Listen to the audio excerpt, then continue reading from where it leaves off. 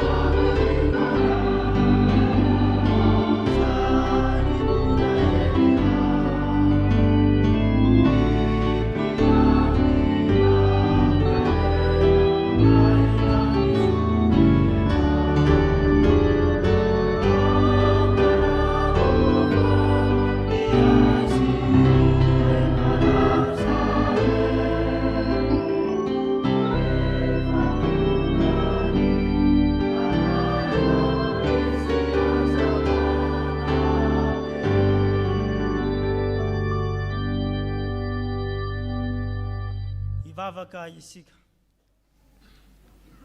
Andriamanitra arainay eo, mideranao izay fiangonana noho ny fitahinao anay tao amin'i Jesosy Kristy zanakao, izay nomenao hamonjy anay. Mankalazanao izahay noho izao andro voalohany amin'ny herinandro izao, sy izao alahady voalohany amin'ny volana izao. Andriamanitra arainay eo, tafangony eto izahay noho ny anaranao.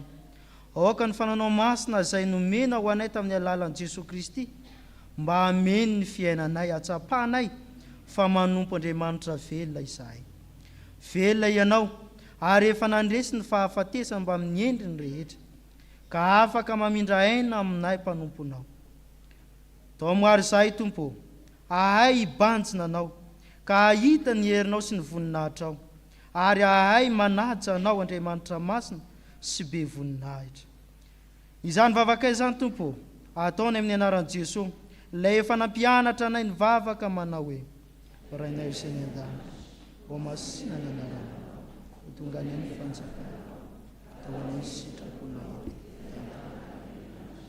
eo amin'ny sasa, ary ny melana tahaka ny melana asa ny tonga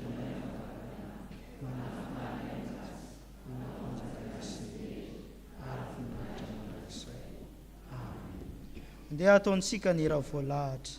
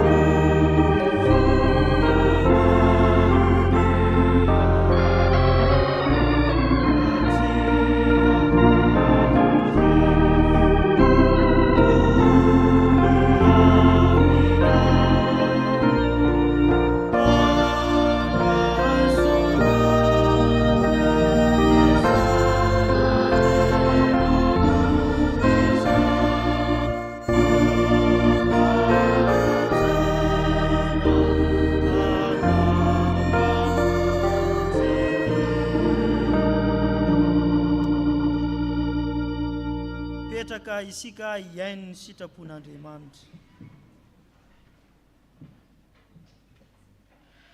Ry havana, manana ny sitrapony tokony hitandriamantsika ny Tompo. Ampahany amin'izany hitantsika ao amin'ny Jaona toko 2:20, fa enina amby efapolo ka hatramin'ny fa 7 amby efapolo. Hoy ny tompo, izaho tonga amin'izao tontolo izao fahazavana